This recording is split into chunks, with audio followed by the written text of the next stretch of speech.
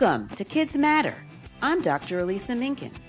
As a pediatrician, mom, and grandma, I understand how challenging it can be to help our kids grow into their best selves. We are so much more powerful together. Here, I will be sharing the knowledge and wisdom of a wide range of people who understand and care deeply about children. I'm hoping for your input as well, because kids really do matter. They are our future.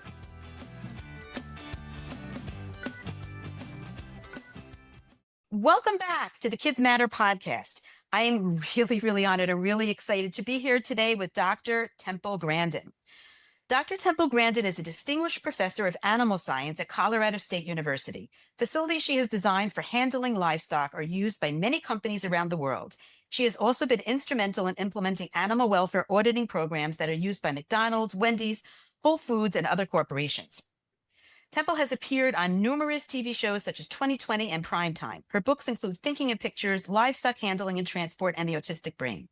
Her books, Animals in Translation and Visual Thinking, have been on the New York Times bestseller list. Temple was inducted into the National Women's Hall of Fame in September 2017. In 2022, was named a Colorado State University Distinguished Professor, and in 2023 was inducted into the Colorado Authors Hall of Fame. So, wow, that is so impressive. It is just a tiny piece of what you do. And as we spoke before, I have 7 books, either written by you, one of them is written by your mom. And I want to talk about a few of them today. I'm so excited. Thank you so much for being patient through our technical glitches. So I wanted to first talk about the book, Different Kinds of Minds, and have you explain more about what this book is about, please. Well, that's actually the young reader's version of this book here, Visual Thinking. The Hidden Gifts of People Who Think in Pictures, Patterns, and Abstractions. And a visual thinker like me, who thinks in pictures, is very different from a mathematical pattern thinker. And in both books, I present research that shows that object visualization like me and mathematician mind are very different. And then, of course, you've got verbal thinkers. Now, the object visualizers like me are terrible at higher math, but we're really good with mechanical things, designing equipment, art, working with animals, and photography. And I'm very concerned that in our educational system, we're screening out our object visualizers.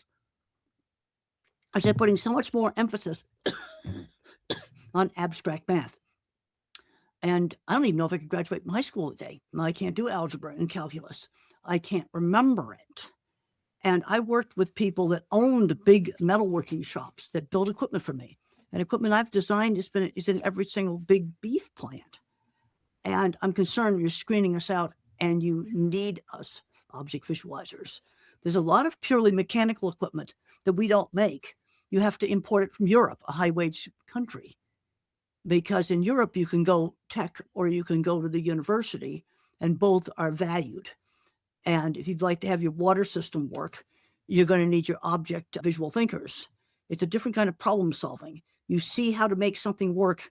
You also can see where something can go wrong. And that's the reason why I wrote the book, Visual Thinking. And we need to have another path for the math, because I'm very concerned that in veterinary medicine and human medicine, we're losing clinical skills. Mm-hmm. We're putting all of this emphasis onto the math. And clinical skills, things like using a stethoscope, that's visual thinking. That's sensory-based thinking. And the way a visual thinker would solve a diagnostic problem is they say, well, I saw a dog that looked like this, and I'm almost positive the dog is this diagnosis. I do 1 test to confirm instead of doing 5 or 6 tests on a fishing expedition. And so my big area that I'm advocating now is for our visual thinkers.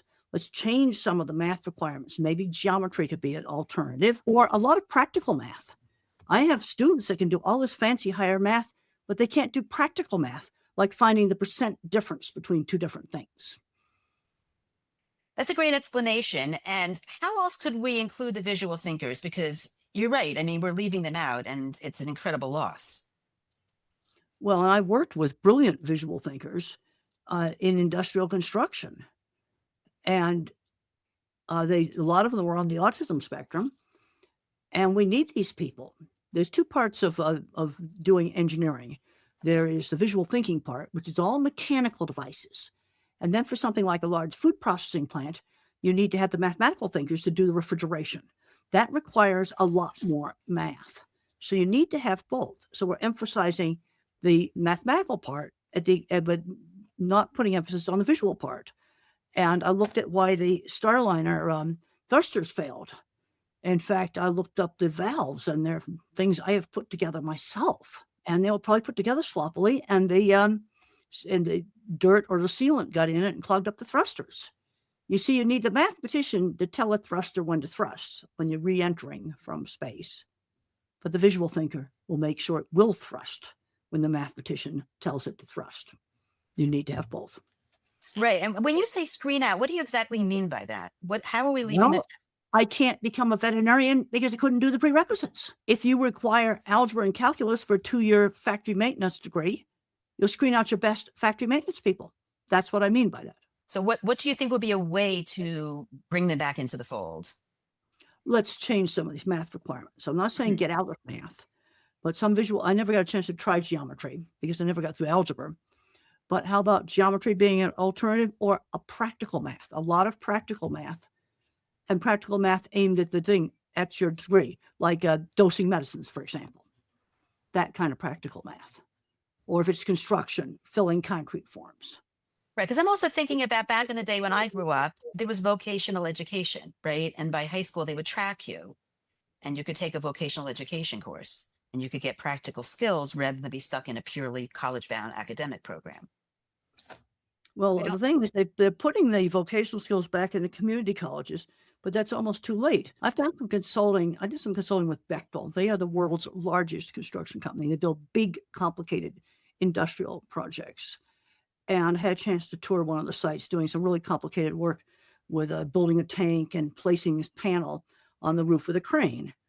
And the engineer will design the panel with the mathematics, but then the very skilled visual thinker places it and installs it. And they're very concerned about how they're going to replace some of these very skilled craftspeople. And I said, we got to get little kids interested in building things. It starts there. But we also need to change some of these math requirements. You want to go the full engineering degree, you do all the math. But there's also, you should have another way to go into what I call the clever engineers. Mm-hmm. All these shop people I worked with, none of them had engineering degrees, but you should see their patent portfolios. Amazing mechanical devices. Half of them are probably autistic. And I'm very worried we're screening these people out. It's really terrible on so many levels. We're losing all the gifts, right? But we really need those skills. And I think in the age of AI, there's so much talk about losing jobs, but I think we're just pushing people down one path and we don't necessarily need those people, right? We need the things you're talking about. AI is going to be very good at mathematics, but I reviewed quite a lot of journal articles and let's do fancy statistics, all this fancy statistics. But then you read the method section and they don't tell me what they fed the animal. They don't tell me how they prepared a sample to do an ELISA test. Very, very important things. And let's look at AI. I've actually reviewed some AI papers. I don't understand the math, but I go after the training data. It's only as good as the training data. You can't write something like, we're going to just collect behavior information on dairy cattle. You've got to tell me exactly what behavior you're collecting. Or maybe eating, lying, standing, drinking. And then did you do continuous observation? Did you scan sample it? How did you do it? Right. You can't take the human element out of it. And I think these skills are more important than ever. So I think this is really timely. And I love the idea. I'm very concerned that a couple of my friends, they're my age, and they were having heart issues. And they went into the cardiac specialist, and the young one no longer uses a stethoscope. I think that's a problem. Yeah. That is clinical skills. And the human aspect of medicine, you can't speed past that. You can't AI your way out of it, right? Well, because the clinical skills is the visual thinking. Okay, you hear a certain sound on the stethoscope, you know what's going on in the heart. And if you've done surgery, then you probably see it. And some of your very, very best clinicians, you're screening out. And I get asked, well, why didn't I become a veterinarian? I can't do the prerequisites. I could do the veterinary school just fine. I'd have no problem at vet school. I'd have to work hard. I'd have no problem. The problem is the prerequisites in algebra and calculus. And I think the mathematicians are pushing that because they think that you need that for thinking, to think critically. That is not how I think. The best way to describe my memory, it's like a lot of little phone pictures. And then I can compare one phone picture to another phone picture. I'll use analogies. Like, for example, I like to read Aviation Week, and I was reading about a new jet engine made with an alloy that would make the metal really strong. Now, an alloy is a mixture of different metals. So I immediately saw some and tasted some gluten-free brownies that my friend made out of red mill flour. And the reason they're good is you don't just use a single source of starch. Use 4 different starch sources. It's an alloy of starches. Okay, now you see how an airplane engine could be related to gluten-free brownies. Okay, it makes sense now. I love that. It is an alloy. I love that. Starches. Yes. And I love that. And I love how you're bringing in how being autistic can be such an incredible strength and how we're losing that. And I want to talk a little bit about, I mean, first of all, we kind of were talking about using the person's strengths, whether or not they have a label, but I want to talk a little bit about what you've called label locking. Well, what I'm seeing with a lot of parents, you get a smart autistic kid, they're pushing the academics, and they do everything for the kid. The kid's not learning shopping. I'm seeing kids graduating from college that never had a job, and then they don't make it in the workplace. They're not teaching enough life skills, and that's an example of label locking. I talk to a lot of grandparents that discover they're autistic when the kids get diagnosed, and they all had decent jobs. Now, where the diagnosis was helpful was with their relationships. That's where the diagnosis actually was really helpful. But on the job front, it's holding them back. And most of those grandparents had paper routes, and we need to make jobs to be substitutes for paper routes, such as walking the neighbor's dog. Right now I'm going to probably have a kid from next door when I'm away pick my mail up. Mm-hmm. Okay, that's an example of a paper route substitute. I think we're so focused on getting our kids into Ivy League schools as the ultimate success. Well, I worked with brilliant people that had metalworking shops, and a plant person would come and say, I need a little hydraulic thingamajig that will do this. And they'd invent it in the shop. Absolutely.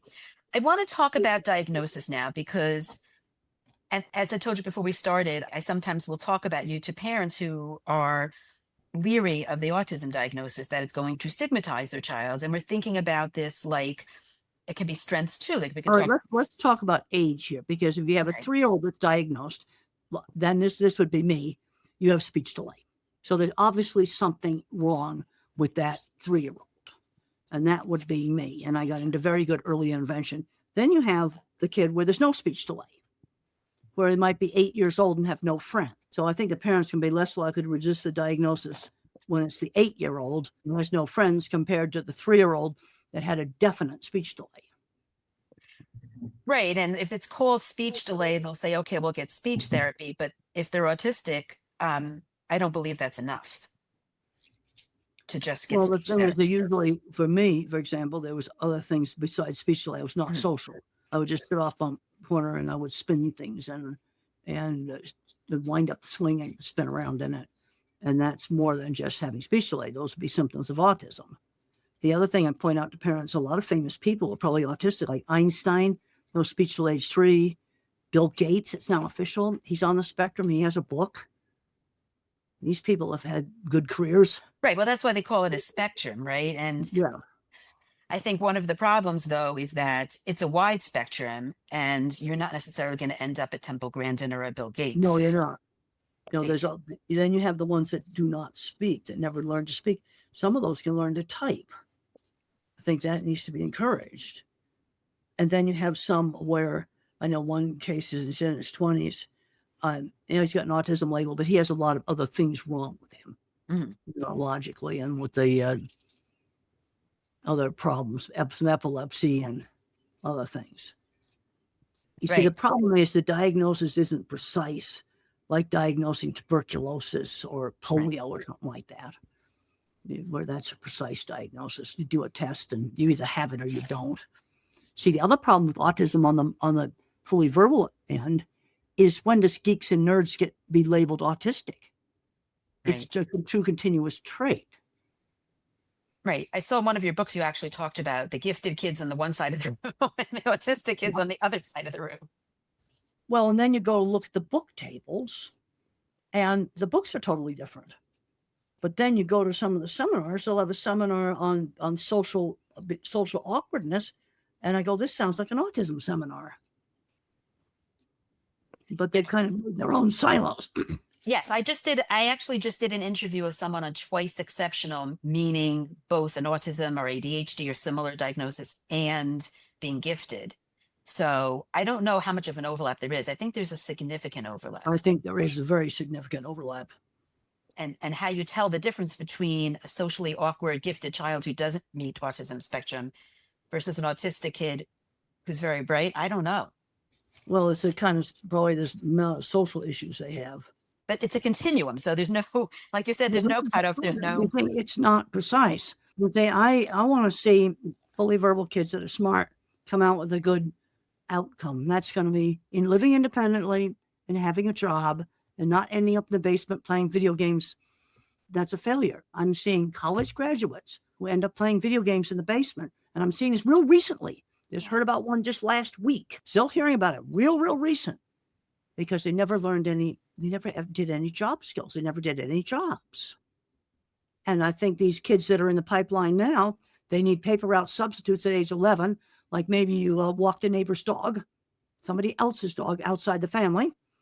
And as soon as you're legal age, you get some real jobs. Now, I want to just give a few hints here. Let's avoid chaotic multitasking jobs that I call chaos jobs. Crazy busy lunch counter at McDonald's. Probably let's avoid that. There's lots of other jobs. The other thing is I have a real poor working memory. So if I have to clean the McDonald's ice cream machine, give me a checklist. Take apart steps 1, 2, 3. Cleaning steps 1, 2, 3. Write it down like a pilot's checklist. That would save a lot of jobs. This is then the boss isn't going to get mad. Well, I showed you how to clean the ice cream machine 3 times. Are you stupid? It's where written down those steps, that wouldn't have happened. So those are just 2 little hints for success. I've done these talks for so long that these same problems have come up over and over and over again. I love that, because first it's get the right job for your kid. And right, if you know one person on the spectrum, you know one person on the spectrum, they're all unique individuals. And the other one is accommodate the job for the person, right? Like the checklist. Well, a checklist is something, this goes across a lot of the spectrum. Those 2 things. And the jobs, one job that failed for an 18-year-old girl was a chaos at a clothing store during Christmas time. That did not work. And another one that did not work was a downtown delivery route in New York City. That did not work. But maybe a delivery route that's less busy would work. That's why it's so important for people who help them get jobs to understand the autism spectrum, and for the parents to understand their own kids. Well, then I think we just need to be, they're always worried about the interviews. Half of all jobs are backdoor. Let's get the kid into it. When you get the kid into the right job over and over again, I've had parents say, he blossomed, she bloomed, she grew up, he became an adult. I have heard that over and over again when they find the right job. It's incredibly important. But I want to go back a little bit, because I wanted to talk about the little kids and the diagnosis, and just what you would tell, say, the parent of that 2 or 3-year-old who's hesitant to get the diagnosis of autism.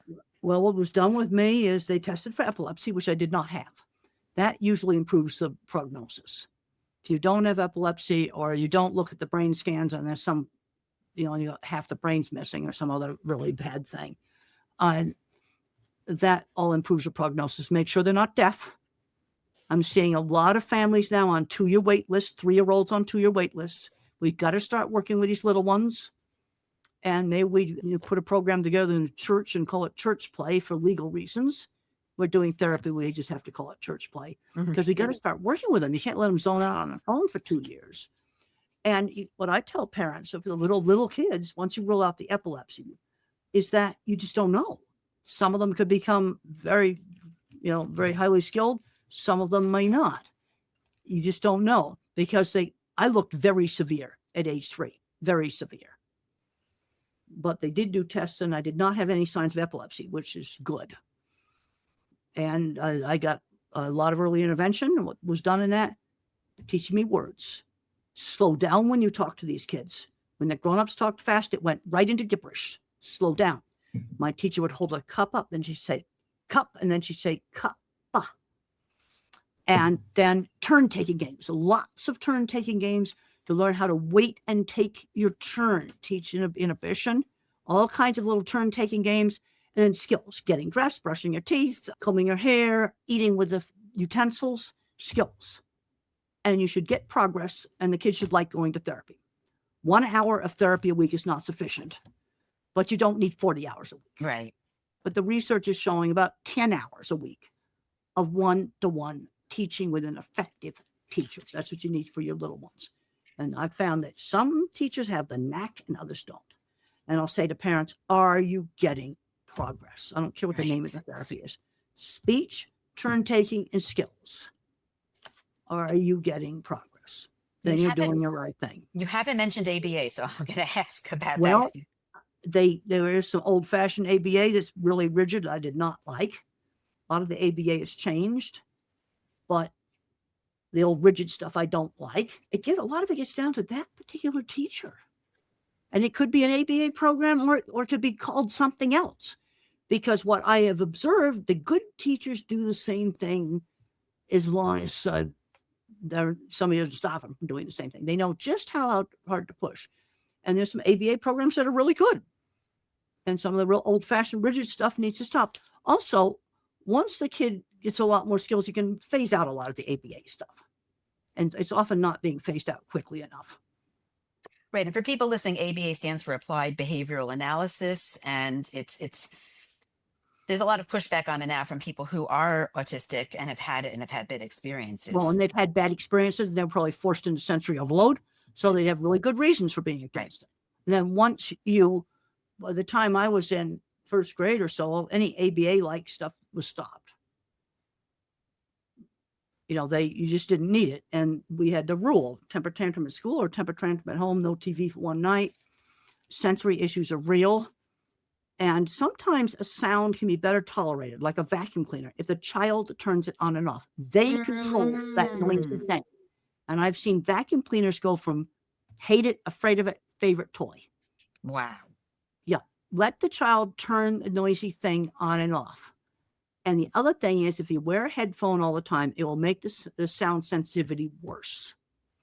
So what you want to do is have it with you all the time, but try not to wear it. But you have it. So if the siren goes off, you can put it on. Why would it make it worse? If you've ever had wax in your ears and the doctor takes it out, you know how it sounds louder? That's because your brain is compensating for the wax plug. Oh, so you're like desensitized. Well, the brain is trying to compensate here with some of the sound being blocked. So what you're saying is if you wear them all the time, then when you take them off, it'll be louder? It will be louder, it'll be worse. Wow. If you wear headphones all the time, it will definitely make it worse. But you can have them with you all the time. That's control. That's control. It's with you all the time. So if let's say at the airport, one of those dreadful door alarms goes off, you put it on for that. I love that. And it's making me think of something that's been very popular in social media, pathological demand avoidance. And we didn't have that. No, my generation didn't have that. But what you're saying that's interesting is you're saying it's important to give control. And I think a piece of that is these kids feel out of control. The question is, how much control do you give them and how low do you make the demands? I can remember when I was 15, I was afraid to go to my aunt's ranch. And mother gave me a choice. Not going wasn't one of them. I could stay for a week or I could stay all summer. That was the choice. And I got out there and loved it. And that's why I ended up in the cattle industry. If I hadn't gone on that trip, I wouldn't have been in the cattle industry. It's just that simple. So you give some choice. Staying in a room all day is not one of them. Absolutely not. And speaking Absolutely of not. We have got to fight recluses online because there's so many bad things they can get into online that we've got to get these kids much more connected to the real world and limit the device use to 1 hour a day. I was allowed 1 hour of television a day. We need to do the same thing with all the screens and everything.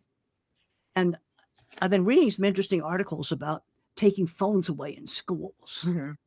And what in the beginning, the kids just can't stand it. They figure out how to defeat those bags. They'd put them in with magnets. They buy on Amazon.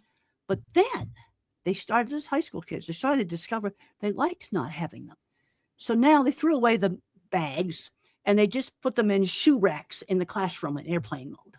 So they're there for an emergency, but they just stay in the shoe rack in airplane mode, and they're finding they like not having them. That's great. That is really But great. it's going to be almost like a drug withdrawal for a few Right. days. They've got to get through that. And so they're there, and they can grab them if there's an emergency, but they just leave them there. They put them in airplane mode.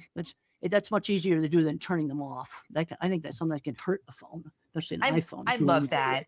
And I want to thank you so much for all your time and all your patience. I just want one more thing from you, if it's okay, is I want to just leave people with the idea that there's different definitions of success. And I want to know what you think. Yes. Let's just Success. look at, I have a friend that's got a non-speaking kid in his 20s. And it's very difficult for people to do family outings. They had a big success. They did a 3-hour trip to the zoo, and he tolerated it. Amazing. Okay, that for him, for this non-speaking individual, was a great success. Okay, that's the definition of success for him. Just heard about this. Very, very pleased about that. I love it. I love it. Perfect. Let's definition of success. Okay, another individual that was not autism. The big success was learning how to work the wheelchair controller. Right. Okay, but that's still, for that individual, that was a successful thing. And now they can do a family outing, take the whole family to the zoo, and the non-speaking guy in his 20s, he didn't, I don't know if he say he enjoyed the zoo, but he tolerated it so the rest of the family could enjoy the zoo. Right. That was a great success. Absolutely. For that individual. Yes, it really, really is. And it can be hard for parents. I mean, like, speaking as a parent myself of a young adult with significant autism, it's hard. It's really, really hard. And my heart goes out to everybody going through this, because it's easy to say this is the definition of success, but it's also a process. But it's also a problem because one of the parents always has to be home all the time. He needs 24/7, see with people 24/7. And it's really hard for the parents that have some of these much more severe cases. This is the thing, you see, but I want to see like the fully speaking ones. I want to see them out in a job that they love, because when they find the right job, they just love it and they feel a sense of purpose. I've heard this over and over again. And we've got to fight against recluses in the bedroom, just going down rabbit holes online that I don't want to discuss because they're too controversial, but really, really super bad rabbit holes. And we need to get them more connected to the doing things in the real world. Right. And I'm going to also recommend your book, The Loving Push. Yes. Yes. The reason we did the book, The Loving Push, was too many parents, they do everything for their kid. I had one mom when I suggested that her kid should go in a store and buy something. And, she said, I can't let go. I suggested that another kid buy something when the mom was pumping gas at a gas station. And the mom says, I don't know if I have the guts to do that. I've gotten kids that are autistic that meet me in the airport to go in a little shop at the airport and buy something. And that was the first time they had bought something. One 12-year-old, I gave her a $5 bill. I said, go in that shop. And she bought a drink and brought me back the change. Now, the shop was right there. We were sitting in the gate room. You could see the store across the hall. It was right there. It was not at the other end of the airport. You start out with little things. First, to see when I talk about that, I'm seeing our airport with an electric train that goes between the terminals. I didn't suggest to the kid to do that. The store was right there next to the gate. And she successfully bought the drink, gave me the change, and it was the first time she'd ever shopped by herself at an airport. It's amazing. It's really amazing. My daughter had at one point selective mutism, and she's able to do that now. So the fact that she's able to go from not being able to talk to someone she doesn't know to also get up and go online and buy something and talk about the change, and that is huge. Well, but I'm seeing this problem with fully verbal teenagers maybe doing really well in school, never gone shopping. They're not learning how to save money. They're not learning how to bank account. I got away. I got sent to a special boarding school. They put me to work cleaning the horse barn, taking care of horses. I also had a little tiny amount of money in an account that I could shop with, and I had to learn how to spend that very carefully. It was a very small amount of money. And I'm realizing now the important skill that taught me. Yes. I think a takeaway can be understand the use of all kinds of minds, all kinds of strengths, make room for the visual thinkers and the mechanical people, and also life skills and that gentle We have to push. teach life skills, and I've had teachers tell me that parents, were complaining when they spent too much time teaching life skills. When I went away to the boarding school, every week we would get in a van and we'd do our laundry in the coin op, and then we'd take our little tiny amounts of money we had in our account and we'd buy some things. I'd buy skeins of yarn to knit decorations for horses. Wow. Just simple little things. And this stuff needs to be taught. And then the jobs, we need to start with the paper route substitutes. Maybe you help a senior next door, a church volunteer job, something where the boss is outside the home. Right. I love all of this. This is so valuable. Thank you so, so much for doing this with me. I really appreciate it. Okay, well, it's been really great talking to you. Okay, and then it was so good to talk to you. And I Thank you want to so see these much. kids this, it is a spectrum, but for this non-speaking guy in his 20s, being able to do this zoo trip Right. with the family I love was it. a big success I for love him. it. I love it. And for my daughter also, every day that she calms down, is able to calm down or talk to me or go to a therapist. There's so many different pieces. It's so hard though. It took me so long to accept that she wasn't going to be able to have your level of success or, No, but we have to look at her level of success, and for right, somebody else, the level of success might be working a wheelchair right, control. But for right. that individual, that was a big accomplishment. Absolutely. And also this idea that we have to stop fixating on numbers and test scores and pure academics.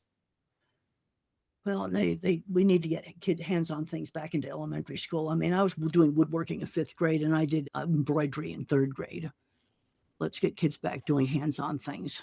Absolutely. And again, thank you again for doing this with me. All right. Thank you for having me. Thank you. Bye-bye. Thank you for listening to Kids Matter. Raising healthy, happy children takes a village, and I'm grateful you're part of ours. If today's conversation resonated with you, please share this episode with another parent, grandparent, teacher, or anyone who cares about kids. Together, we can build the supportive community our children deserve. I'd love to hear from you. Share your thoughts, questions, or suggestions for future topics at kidsmatterpodcast@gmail.com with no exclamation point. Your voice truly matters. Until next time, keep advocating for the children in your life because kids really do matter. They are our future. I'm Dr. Elisa Minkin, and this has been Kids Matter. Please note that while I am a pediatrician, I am not your child's pediatrician. This podcast is for informational purposes only and does not constitute medical advice. For any medical concerns or decisions, please reach out to your child's healthcare professional.